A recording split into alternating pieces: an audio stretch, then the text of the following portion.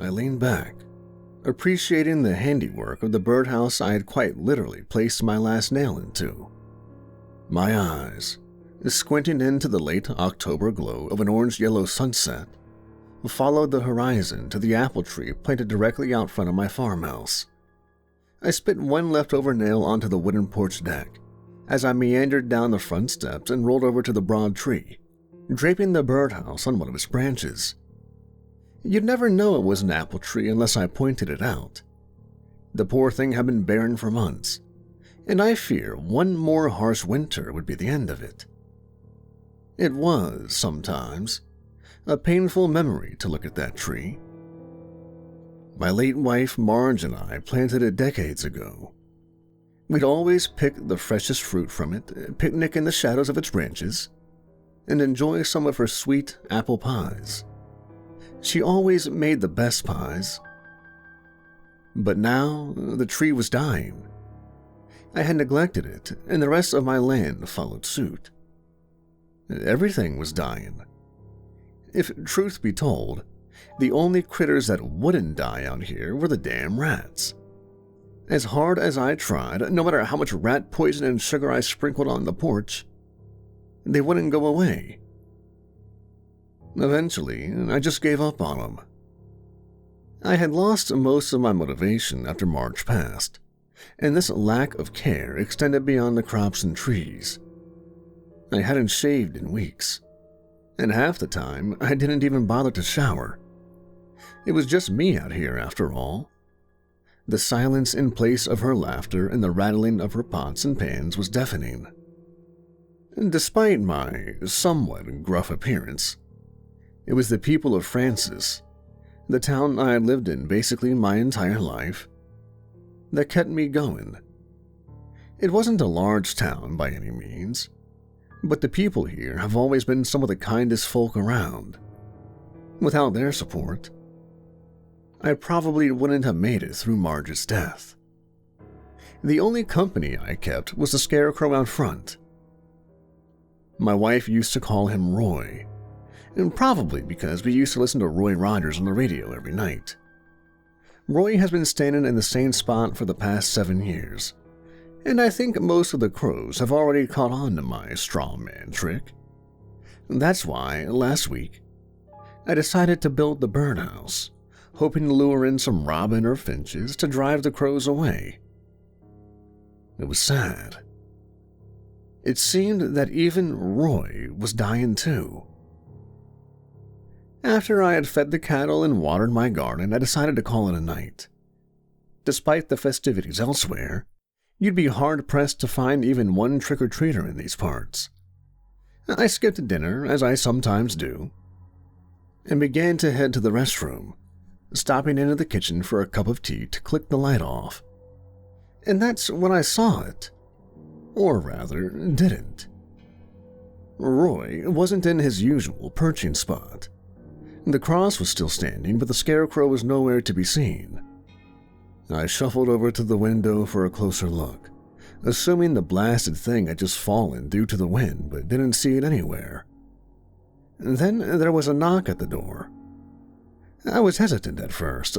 Who in their right mind would have come here at 9:30 at night? Surely no kids from the town. I doubt there are even any kids in this town. "Who is it?" I said, pressing my ear against the wooden door. No response. "Look, I don't want any trouble. If there are kids out there, you best be heading home. I don't have any candies, sorry." Nothing. Then the knocking came again, and it was louder this time. Finally and frustratedly, I pulled open the door with a squeak, and standing in the doorway was Roy. He was standing all by his lonesome. A dead look in the buttons he donned as eyes. Beneath his sack-covered face, a faint mumbling pushed through the fabric. I fumbled back in shock and watched as the scarecrow dragged itself into my house. I would have said something to it, but no words choked from my lips, which were now dry and quivering. As the scarecrow flopped into the kitchen, I could hear the rattling of drawers and bowls, some crashing on the floor before a voice echoed from the wall. "Ah, much better," it said, in a relieved, raspy tone, as the muffled, hobbling sound of straw-filled legs pattered across the wooden floor approaching the doorway. In stepped the Scarecrow, the stitching on its mouth now cut open by one of Marge's kitchen knives. Its mouth was formed into some sort of smile. As it stepped closer, I stepped away. "I thought this would be a familiar and more comfortable form to approach you with, Peter." The thing read me like a book with those black button eyes. It could tell I was panicked. "Oh, there's no need to be afraid. But I guess this form was a bit anomalous. Hindsight is always 20/20, so please forgive me if I startled you." The Scarecrow hobbled back into the kitchen, and after but a moment, a familiar face emerged holding a cup of tea. I must have cried before becoming hostilely angry. It was Marge. I recognized her the instant we locked eyes. Something within me brought to tears, but I hastily snapped from my loving gaze, wiping a tear from my face. That wasn't my wife. "You aren't my wife," I said sternly. Whatever was wearing my wife's face couldn't hide its regret, now plastered across it. "Oh, that's just great. I always try to keep from scaring people, but it seems in my efforts I always become more frightening," it said in my wife's voice. "You humans are a complex breed." My wife's face began to rot, her flesh slipping off the bone. Her eyes started sinking back into her skull before her clothes were drained of all color, eventually turning black as the night sky. Her now black garment flowed longer, and eventually it touched the ground. Her hands dried up around the cup of tea, leaving nothing but bone behind. And that's when the true nature of the presence made itself known. It was the Reaper. My back hit the wall as I shook in my boots. I didn't believe that this thing even existed, but here it was, standing in my living room. It was difficult to get a good look at it, but it was the Reaper. A skeleton shrouded in a dark robe, now holding a scythe that touched the ground. I tried to make eye contact with it, at least where eyes should be, but even looking at the face of death played painful tricks in my head, which was already throbbing in its presence. "Ah, forgive me, mine child. Thou may find it most difficult to look upon this form. I mean not frighten thou, but now, as thou can seeth, I am he thou call Death." The figure's voice was deep, rattling my bones and echoing in my mind. It must have noticed my discomfort as my back was still firmly pressed against the wall. "I has taken many forms over the millennia, but thou humans seem to recognize me as the Reaper, and as he, I appear before thou now." The empty eye-socketed skull disappeared into the dark shroud, and within an instant, a new face emerged. A somewhat pudgy and middle-aged man lowering the black hood with meaty, hairy arms. "Sorry, I can only appear as that which is dead, as is my nature. The dead grass and your scarecrow worked quite well, as did your late wife, but those seemed most burdensome to you." "You don't say," I sarcastically grunted, letting out a nervous breath with a wipe across my damp forehead. "Hopefully, this form is more palatable to you," he said, handing me the cup of tea as I shuddered. "This face was, that of a 37-year-old by the name of Jim Johnson. Jim was a risk analyst. You know those guys that do background checks before you get insurance. Funny enough, Poor Jimmy died because he failed to do a background check on his own girlfriend, a somewhat sociopathic little lady with a background including battery and grand larceny, both of those charges from a previous relationship where she mutilated her ex-boyfriend after overhearing him talking to his sister. He stopped, noting I wasn't listening due to my trembling. My eyes were constantly shifting to the front door. Forgive my rambling. I do love a good irony. Now, on to why I am here. Why did you take Marge? I grunted, puffing my chest, even though I knew this Reaper was in no way intimidated by me. It was silence for a moment, probably grasping at straws within his head. There are things that are beyond that which man should know. Why the sun rises and sets, why the birds fly in the heavens, why the reaper must harvest the living. Your wife was but one of many taken that day. 155,142 to be precise. Her death was not personal, I assure you, but rather a part of a bigger plan. That which neither you nor I can see.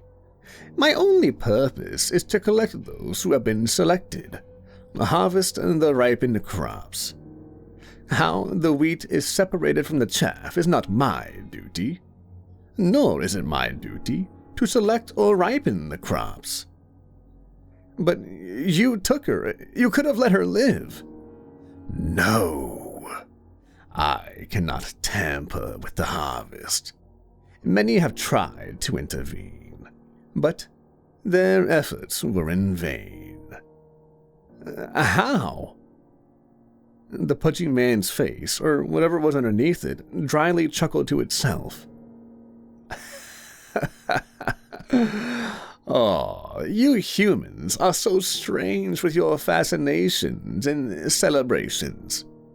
Tonight, for example, has always been somewhat of an honorary birthday for me, I suppose. It's your birthday? I asked. Confusion now spread across my face as I took a sip from the cup.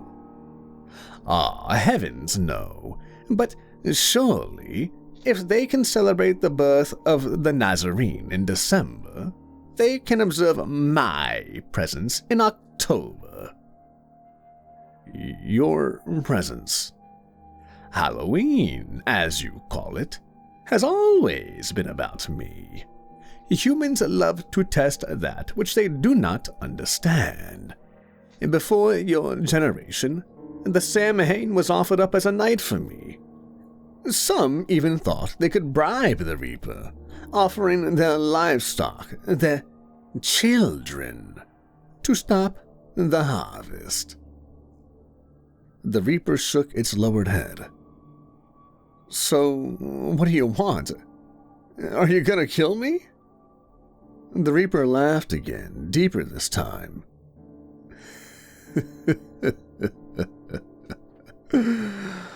Oh, well, you would think that, wouldn't you?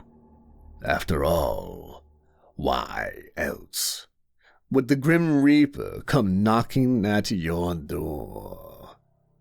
I stared like a deer in the headlights of death. It continued to laugh, this time at me. Oh, forgive me, Peter. As I've said, I love a good irony.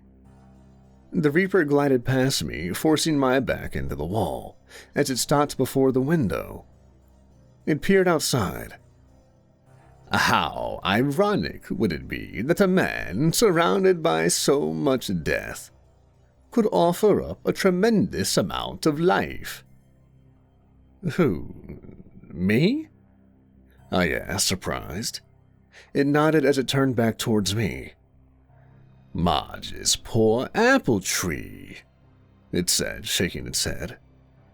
It's withered and dying, just Like you. I suppose I could have harvested you tonight, but that wasn't my intention. I'm here to spare a lot of people through you, Peter.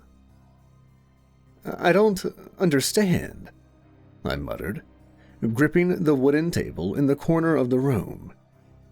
The Reaper glided closer to me until it noticed my trembling. If I wouldn't have come here tonight, what would have happened? I shook my head in confusion, lifting the cup of sour tea to my dry lips and taking a sip.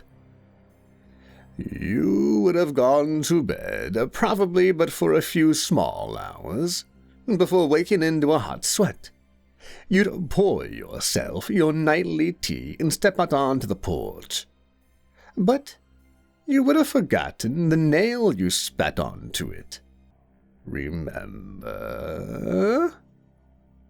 The Reaper raised now a skeletal hand, pinching the nail I had clenched in my mouth an hour or so earlier. You would have stepped on this. It would have hurt like hell, but you wouldn't have gone to the doctor, would you have? I began to contemplate the scenario in my mind. Oh, of course you wouldn't have, Peter. The Reaper pointed to my scruffy, unkempt face. You've stopped caring about yourself the day Marge couldn't anymore, so why start? My brows furrowed at the Reaper in confusion. It could tell I wasn't grasping his hypothetical story. Forgive my ramblings. I assure you this all has a point. Get to it, I said sternly. If you would have stayed home, which you would have, the infection from the nail would have killed you, Peter. What? I said, brows furrowed.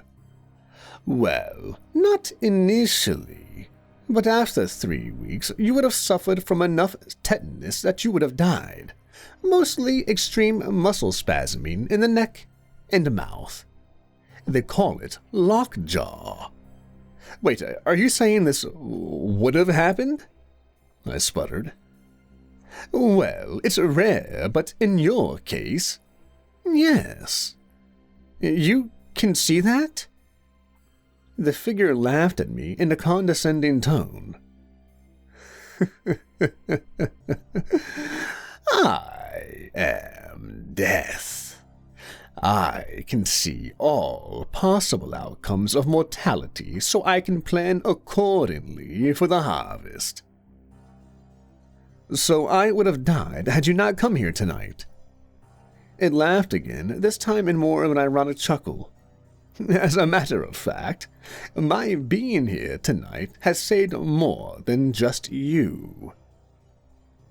I swallowed down a cough before sitting in an old, squeaky wooden chair resting the cup of tea on a nearby table. See? If you would have died, Peter, you wouldn't have been able to send that little letter of yours. What letter? I barked, leaning forward with a creak. Ah, don't be coy. Second drawer down in the kitchen. Tell me you didn't forget.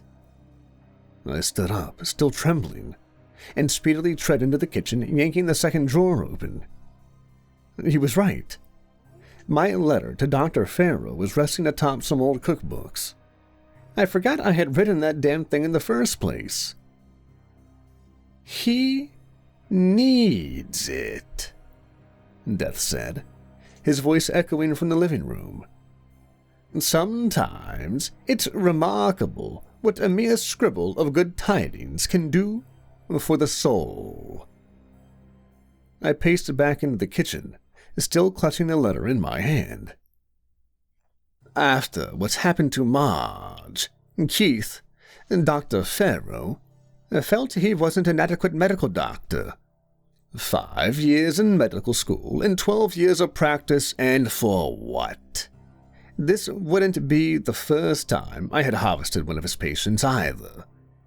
No, he's knocked on my door many times, but this time it finally dawned on him. It was as if what his father used to say was finally spoken into existence. Which was what? I said, now grasping at straws myself. Which was that Keith would never amount to anything. Sure, a degree gets you the title, but what good is that without natural-born talent? At least, that's what his father would say. I glanced down at the letter, reading the sorrowful etching of his name on the envelope. He would have knocked on my door one final time. Personally, that is. Such a shame taking one's own life. Out of anyone in the world, including myself, to harvest you, to be your own reaper is another form of sorrow beyond that which most cannot understand. You're saying he would take his own life if I didn't send him my letter? I said, the letter clasped between my sweaty fingers. More or less. The universe works in a very cause and effect way. For example, if you would have died, you wouldn't have sent the letter. If Dr. Farrow wouldn't have received the letter, he would have taken his own life. If he did that, his brother would have missed his second tour in the Navy for the funeral.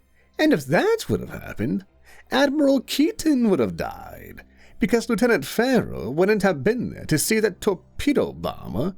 Wait, what are you going on about? Cause and effect, Peter. Like dominoes, or It's a Wonderful Life. You've seen that film, haven't you? I nodded. I know you have. You and Marge used to watch that every Christmas Eve. Death paused, looking at me, forcing my eyes to the wooden floor. Did you know that movie almost didn't happen? I mean, everybody loves Jimmy Stewart, but if it wasn't for him quitting the Air Force, he wouldn't have made all those films. He would have died? Death nodded in response. You'd be amazed at what a small harvest can do. Even just the death of one person, like Marge's step-uncle Harry. If he hadn't been harvested 2 days before she was supposed to leave for the University of Utah, she would have never been in the post office the day you two met. Love at first sight, I take it. That was a coincidence. I caught her on the way out. I was... No, the voice of Death interrupted. There are no coincidences. You were running late because your truck stalled out on State Road 32. You couldn't get it repaired that day because Louis, your mechanic, had a family emergency, remember? His niece suffered a stroke that morning, which meant you took the trek to the post office on foot. Those extra 14 minutes gave Margaret the time to catch you on the way out. Death drummed his fingers along the dusty windowsill, wiping the dust from the tips of his flesh-covered fingers. If death results in any action or reaction, I can see it. Something as simple as missing the bus could result in another world war. And trust me, you don't want to know how close your species has been to that. I rubbed my hair-speckled chin with my free hand, trying to sift through everything Death had told me. Dear Dr. Farrow, Death began, these last few months have been nothing but desperation without my Margaret. Somehow, I keep on living, knowing she's in a better place. She would have wanted me to thank you, not for anything else but trying. You gave us hope. That's enough, I snapped, wiping another tear from my red face, letting out a dry cough and dampening it with tea. Death slowly glided toward me, I hadn't had the energy to recoil in fear any longer. He bent down and kneeled before me. "Without you, your letter, your world would have been thrust into the biggest, most bountiful harvest ever. Ever." "What do you mean?" I whispered under my breath. "Let's just say Admiral Keaton needs to live. Without Lieutenant Farrow to protect him, he would have died, and Farrow would have been on tour with a funeral to attend. A funeral only you could have stopped, Peter. You and that letter of yours." I looked down to the somewhat crinkled letter, then back up at Death. As much as it throbbed, somehow what he said finally made sense in my mind. "That is, of course, if you'd be alive to deliver it." I froze, confused by a tingling sensation in my neck on account of the Reaper's changing tone. "What are you getting at?" The Reaper chuckled to itself. This time, it was a laugh of malice.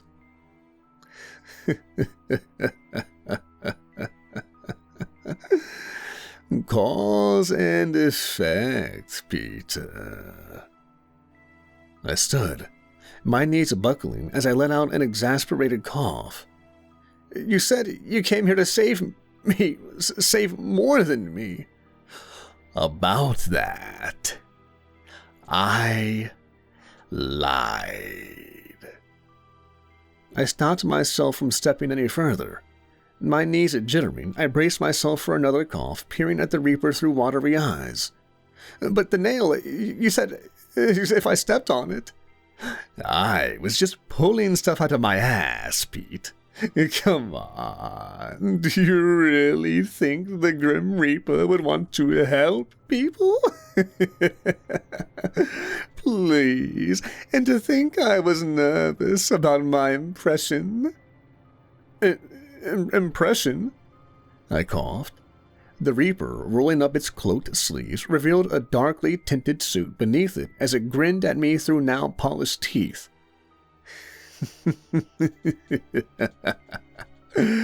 "Yeah, did you like it? I'm going for that old English feeling. You know, like the King James I started with. And got to stay in character while sporting your Halloween costume, eh?" What are you talking about?" "Oh, do I have to spell it out for you?" he groaned, rolling his eyes. "You get the honor of spending a Halloween with the Prince of the Power of the Air, the Father of Lies, and you can't even bother to keep up. Shame on you, man." I fell to the ground, gasping for breath. I could sense he was approaching. The click of polished shoes making their way across the wooden flooring. I could hear him laughing, the bellowing voice of the Reaper replaced with a smooth, confident tone. I lifted my head, but with one cough, I dropped to the floor, spattering blood between my teeth. "You know, Peter, you really shouldn't be leaving your rat poison out in the kitchen. Marge always warned you of these things. You never know when some clever, handsome little devil might, I don't know, pour some in your nightly tea." I spit more blood, mixed with the bubbling of foam from my mouth onto the floor. The letter, wedged between my convulsing fingers, was yanked from my hand. I could hear it being torn open. "Where was I? Oh, yes," his voice said. "You gave us hope. And I know one day I'll see my bride again. Sincerely, Peter." The voice cackled. "I've got news for you, Pete. You're about to get your wish. After all, it's Halloween. Why not have a little treat with your trick? I lifted my head with the remainder of my strength. In the shadow of the glowing moonlight, cast from the window, I could see a figure standing over me, adorned with horns and a proud posture. My head fell back against the cold wooden floor as I tried to cry out for someone, anyone. But I knew no one could hear me. With a final breath, just as the moonlight turned to blackness, I could hear one final message from the visitor, a sly wink within his voice.